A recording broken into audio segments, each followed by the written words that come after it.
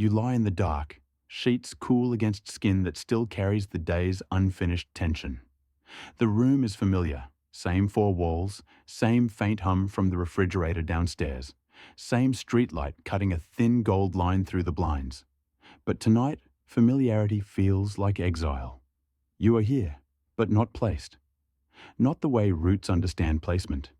You shift, seeking a cooler patch of pillow, and the movement only reminds you how small the bed has become, how solitary the act of lying down feels when no one else's breathing answers yours across the room.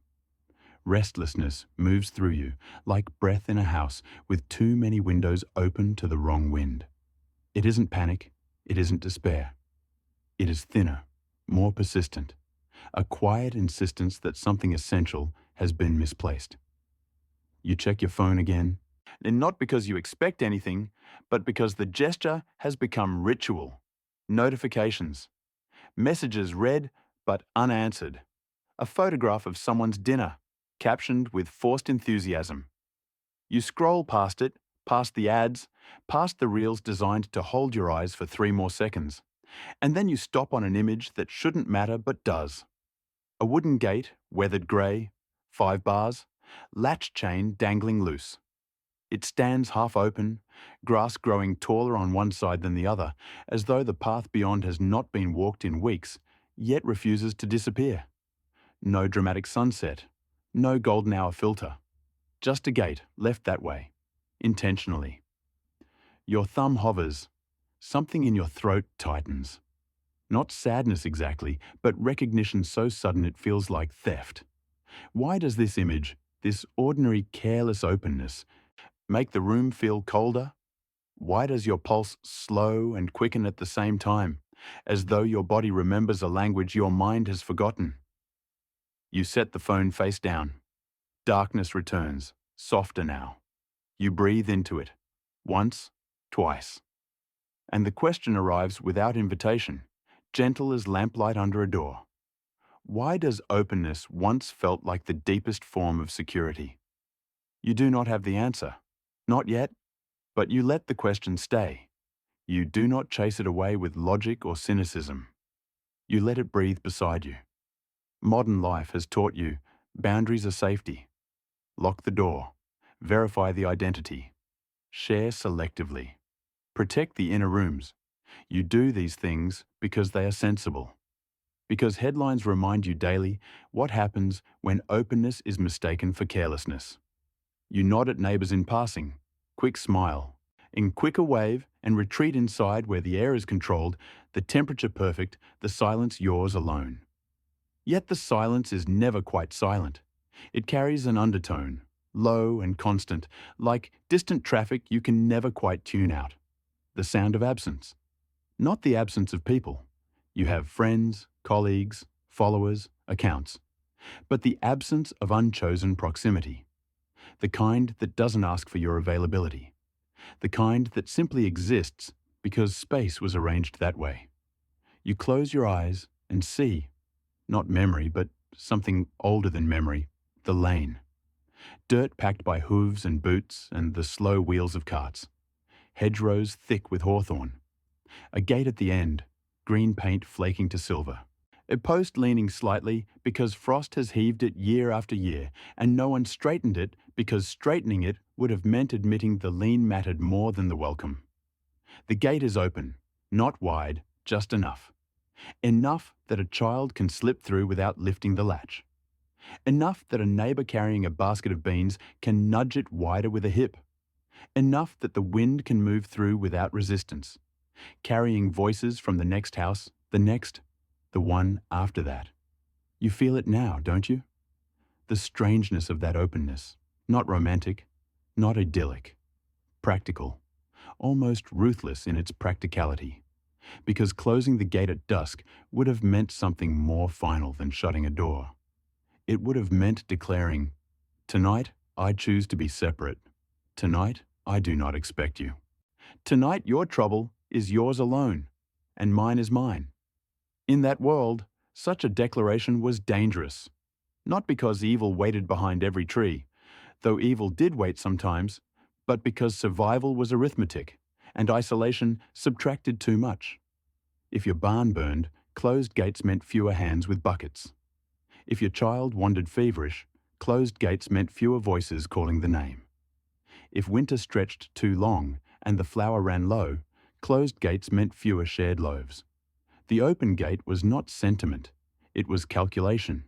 It was the understanding that no single household could contain enough food, enough strength, enough warmth, enough hope to outlast a bad season alone.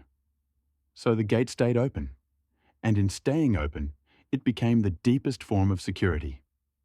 Not because danger vanished, danger never vanished. Wolves still came down from the hills some winters. Men with empty eyes still passed through lanes looking for what they could take. Fever still moved house to house like slow smoke. But danger was answered by density, by the simple fact that you were never the only one breathing in the night. You were held, not by walls, but by the nearness of others who were held by the nearness of you. You breathe deeper now. The memory, if it is a memory, settles heavier. Your shoulders drop a fraction. The mattress accepts you more fully. You see Mara, not her real name, but the name your mind gives her, standing at that gate in the blue half-light before dawn. She is not young. Her hands are knotted from years of milking, threshing, scrubbing. Her back curves like a question mark that has forgotten how to straighten. She carries a lantern because the moon is thin tonight. She checks the latch, not to close it, but to make sure it still swings freely. Then she turns back to the house, leaving the gate as she found it. As she walks the path, a voice calls from the darkness. Elias, 2 farms over. He is carrying a lamb, weak, maybe not long for the world. He does not knock. He does not wait for invitation. He steps through the open gate because the gate has always been open when he needed it to be. Mara does not ask why he is here at this hour. She simply opens the kitchen door wider.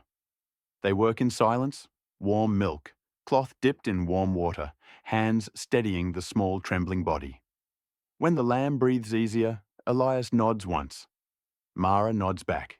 He leaves the same way he came, through the gate that never closed.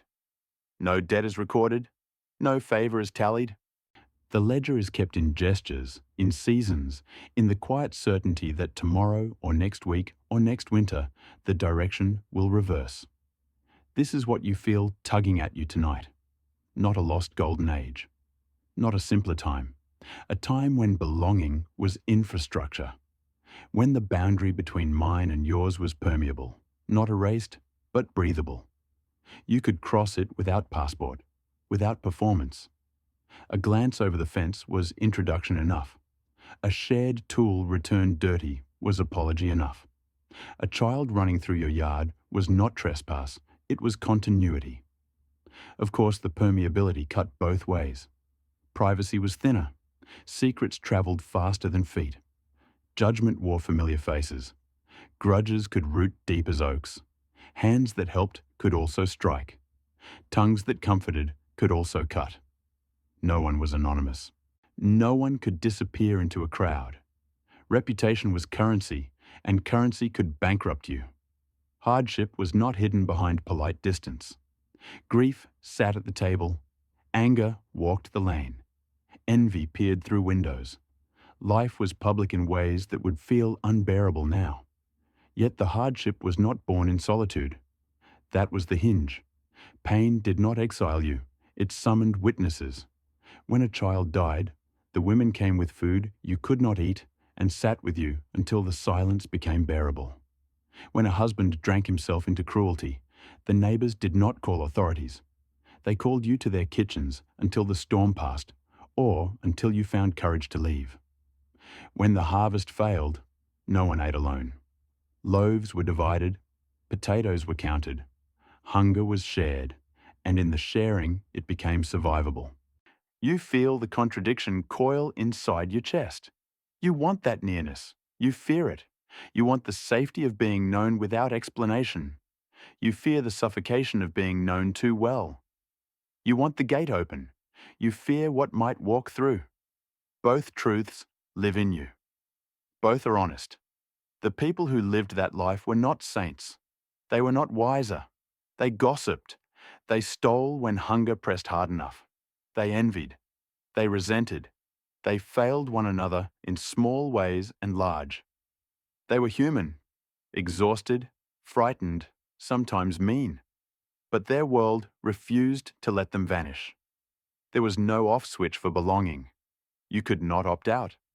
And strangely, achingly, that refusal was the cradle of security. To be seen over decades, through every season of beauty and ugliness, was to be rooted. Even when the seeing stung, even when it shamed, you could not become nothing. You mattered because eyes rested on you daily. Hands touched your shoulder in passing. Voices spoke your name without needing to search for it. Modernity offers the opposite gift: invisibility on demand. You can curate. You can curate absence. You can move. You can change handles. You can ghost entire chapters of your life. Freedom, they name it. And it is freedom. But freedom without witnesses grows thin. It becomes weightless. And weightless things drift. You miss weight. You miss mattering in a way that required no performance. You miss the gate creaking at dusk because someone is coming. You miss the sound of your name carried on wind from the next field. You miss the quiet knowledge that if you disappeared tomorrow, someone would notice before noon. So let the ache be here. Do not label it weakness. Do not shame it into silence. Nostalgia is not delusion. It is signal. Your ancient wiring reminding you, once the default was belonging. Once security wore the shape of openness. Once the deepest safety was not locked doors, but unlocked gates. You do not need to return. There is no return.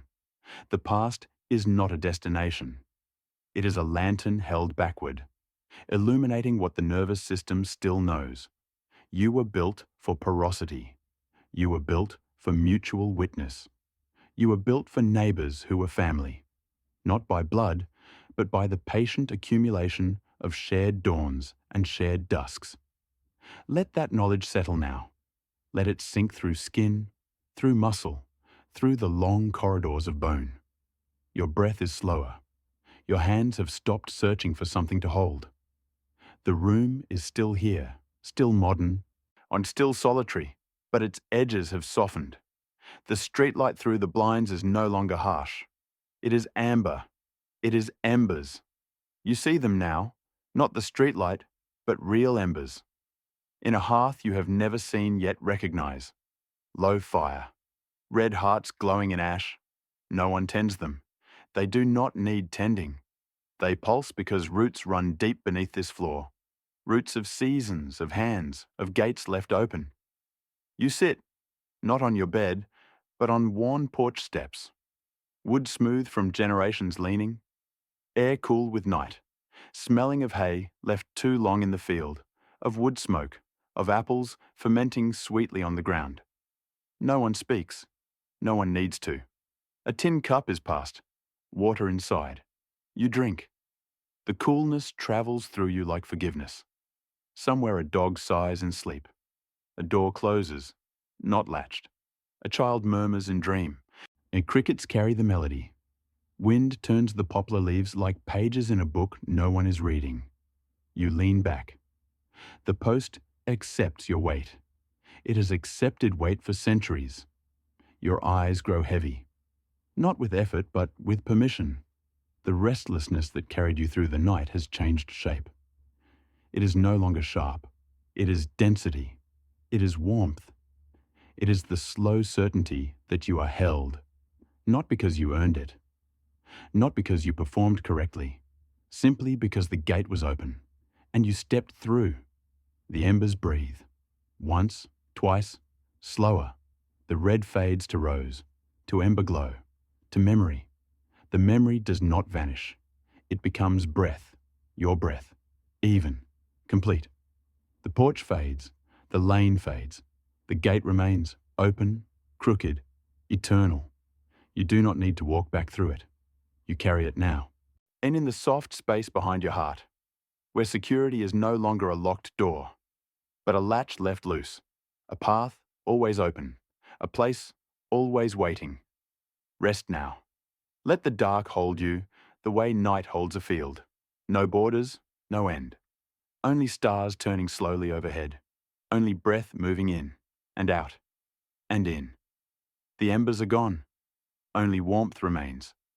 Warmth and the quiet knowing. You are placed. You have always been placed. Sleep